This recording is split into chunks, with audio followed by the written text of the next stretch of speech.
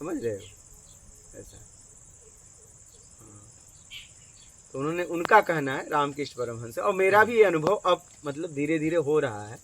उन्होंने जो बातें कही थी अब समझ भी आ रही। अब हाँ, अब क्योंकि पहले शब्द थे, समझने की क्षमता वो नहीं थी, ज्ञान के बाद सब खुल जाता है। तो अब धीरे धीरे समझ में आ रही है कि उन्होंने क्या कहा था, समझ रहे हो। तो उनका कहना था कि शेर के जबड़े मांस गया ना तो फिर वो नहीं छूटेगा।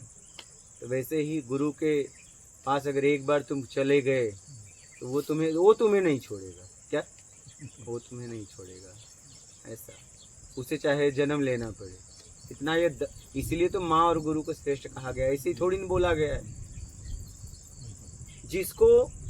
जिसको सारे देवी देवता प्रणाम कर दें वो कोई साधारण होगा क्या? साधारण नहीं। जिसके सामने, जिसे आप आदि शक्ति जगत जननी मांगते और वो प्रणाम कर दे, वो कोई साधारण होगा? कृष्ण भगवान का सुदामा का पांव धोने लगे, क्या सुदामा साधारण समझते हो? कितनी पवित्र आत्मा रही होगी कि भगवान को स्वयं उनके पांव को धोना पड़ा, ये साधारण समझते हो? पवित्र आत्मा तो रही होगी, फिर कितनी पवित्र रही होगी कि दास दासियों को न लगा के अपने स्त्री को सेवा में लगा दिया, जिसके दर्शन के लिए लोग तरसते हैं। क्या? हाँ, और उनकी सेवा में लग गई आदिशक्ति जगत जननी, बताइए फिर। और पूरा उनका राज्य उन्हें दलिद्र समझा। क्या? कृष्ण नहीं पहचानते तो शायद इस पृथ्वी पर सुदामा को और कोई पहचान पाता। क्या? और कृष्ण का प्रचार किया जाता है लेकिन सुदामा का नहीं। और सुदामा का नाम चाहे कोई भी हो सभ्यता से ही लेता है, नहीं? मर्यादा से ही लेता है, प्रेम में ही लेता है, मित्रता से लेता है। मतलब आज तक मित्र की उदाहरण सुदामा और कृष्ण की ही दी जाती है। क्या? शेष उदाहरण यही। हाँ, इसके पीछे रहस्य है कि अपने मित्र को दरिद्र होने से बचा लिया। क्या? पूरा चना खुद खा गया, क्योंकि चने में श्राप था कि जो ये चना खाएगा वो दरिद्र हो जाएगा। क्या? जो ये चना खाएगा वो दरिद्र हो जाएगा। तो उन्होंने उस चने को खा लिया, मांगने पे भी नहीं दिया। भगवान का कोई मित्र होगा तो साधारण तो होगा नहीं। क्या उस गुरुकुल में सुदामा कृष्ण ही थे?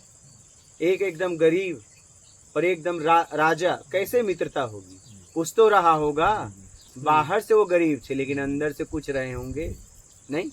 क्योंकि मित्रता हमेशा बराबरी में होती है। वो आत्मा में शुद्धता थी। वही कह रहा हूँ, तभी तो भगवान नमे है उसको। हाँ? सारा खेल आत्माओं का है और पवित्र आत्मा का। वही तो कहने का तात्पर्य है कि अपने आप को पवित्र कराओ। क्या? मूल अपने आप को पवित्र कराओ। निष्ठा अलग ही प्रेम की थी वो सुदामा की कृष्ण के प्रति। वही करके वो भी तो एक ऊर्जा के स्वरूप ही है। तो वो ऊर्जा के पैर क्यों अपनी निकली हुई होगी, लेकिन वो लीला है। लीला में पवित्रता है ना। लीला में कोई अशुद्ध है, कोई अपवित्र है? बिल्कुल, सब लीले नहीं है। हाँ, सब कुछ आप लीले मत मान लो। लीला खेल रहे हो एक तरफ और कह रहे हो लीला है। प्रभु की लीला। जब प्रभु की लीला है तो जीवन में फिर इतना अशांति क्यों? क्या? जब लीला ही है तो दुख में सुख का अनुभव करो। क्या? तो आनंद में क्यों नहीं हो? अगर आप लीला है तो फिर आनंद में रहो। आप उसके साथ दुखी क्यों हो रहे हो? ये सब बातें हैं।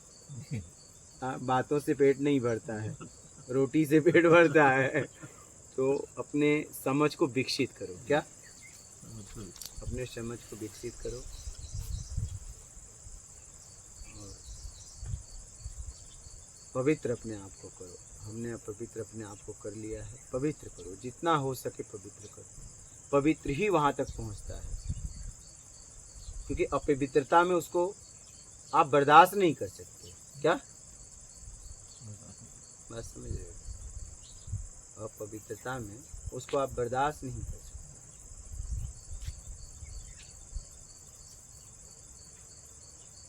आपको अपने आप को किसी न किसी तरीके से